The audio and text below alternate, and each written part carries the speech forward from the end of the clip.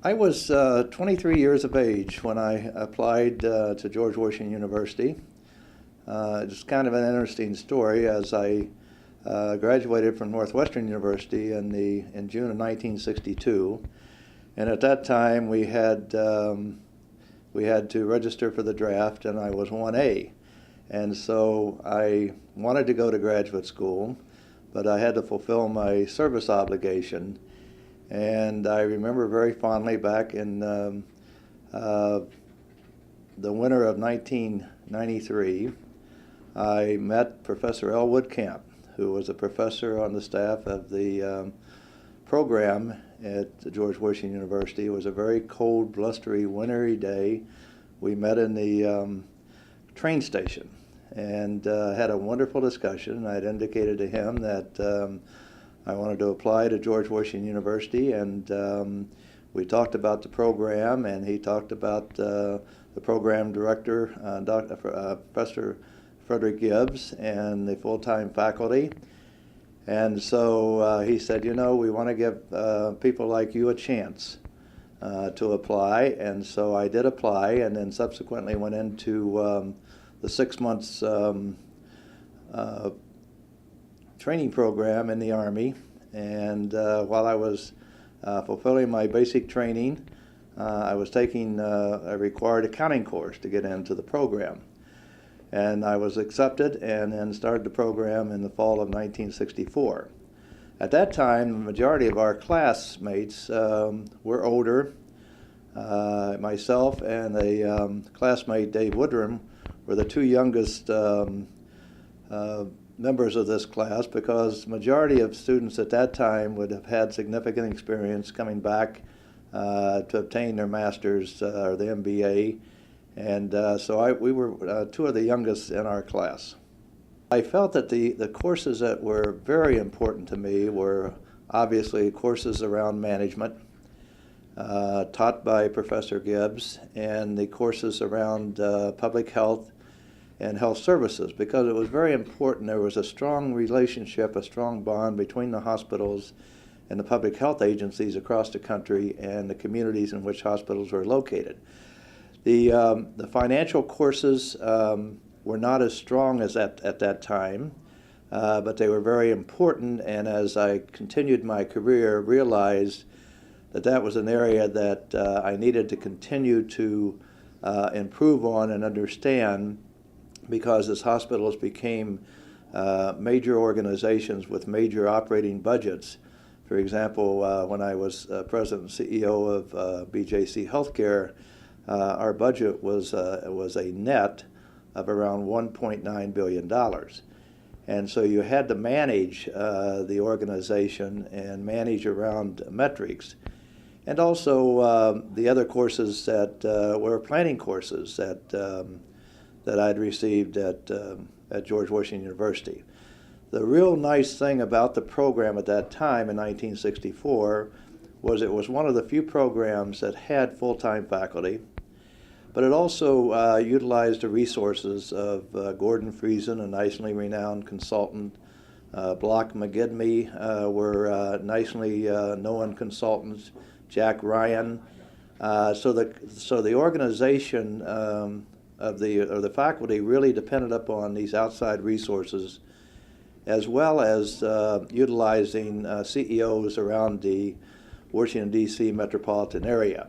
I enjoyed the opportunity of being in the School of Business of the program at that time, where we did receive a Master's of Business Administration, and I think that gave me a good foundation as I moved on in my healthcare career.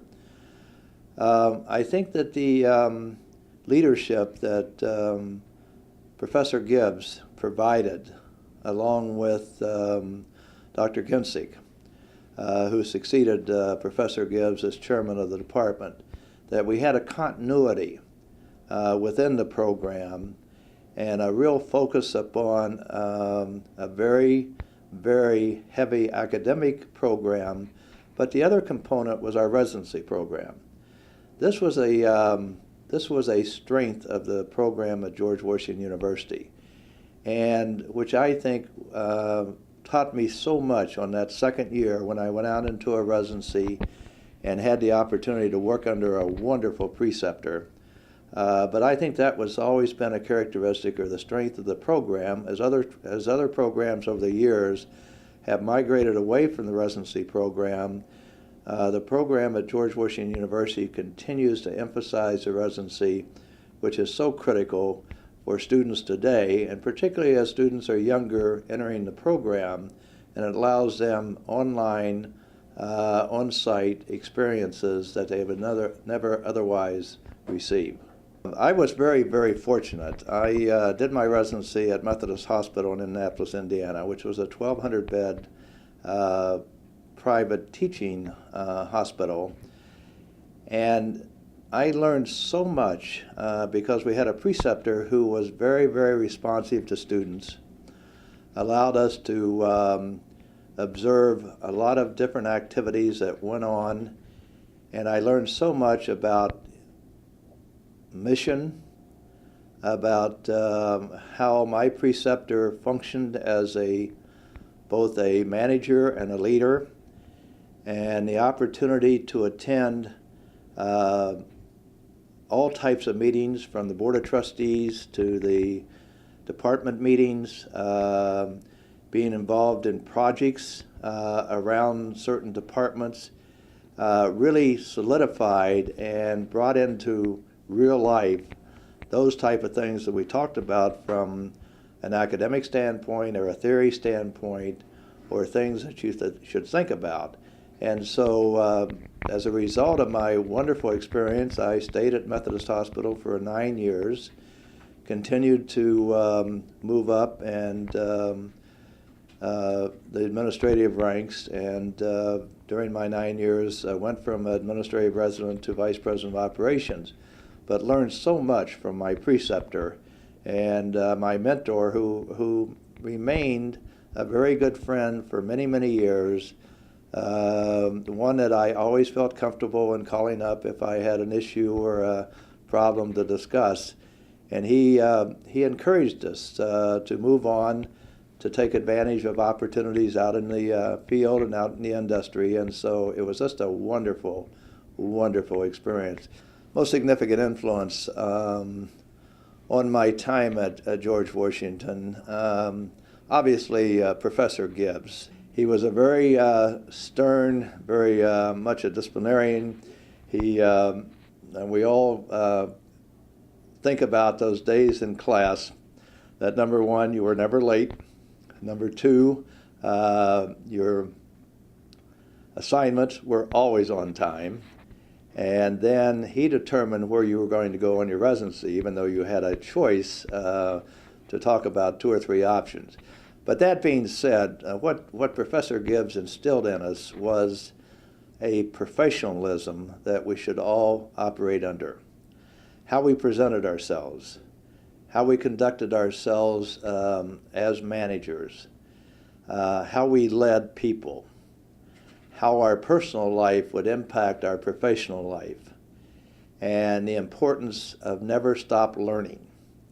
And these were very, very critical components to an individual that continues even today in 2011 to have had a significant influence from 1959, and when the first class entered in 1961 and graduated in 1962. We still refer to Professor Gibbs and the impact he had on the program over these years. The second professor that had an influence was obviously Professor Camp. Professor Camp was from the West Coast, and he, not only with his teachings, but his philosophy of giving people a chance. And so even though I did not have experience in the field, even though that I was entering at a wonderful time in the 60s when hospitals across the country, some 6,000, were beginning to change to professional administrators, he was the individual that made that primary decision in terms of acceptance. And so that had a significant influence on me, of giving other people a chance.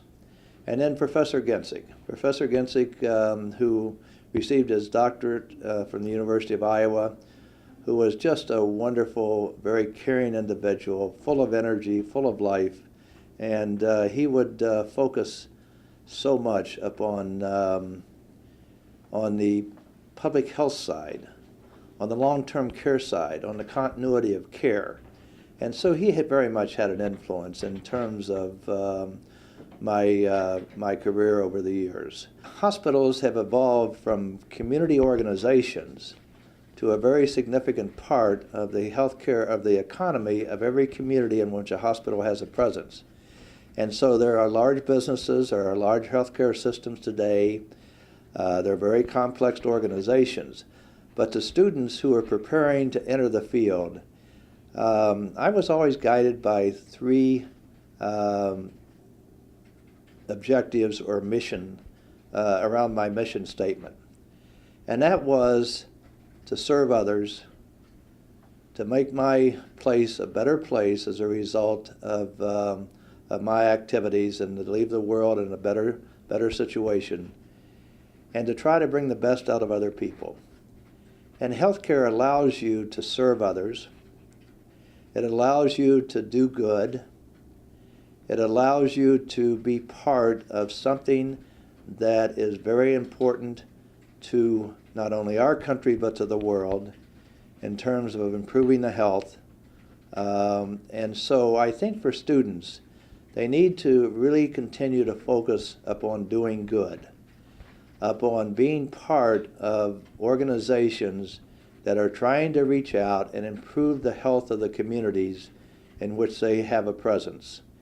And so I think it's just a wonderful, wonderful profession, a wonderful profession of working with multiple people at different professional levels and different skill levels. And hospitals and health systems are like communities. And to be part of that is, I think, very satisfying.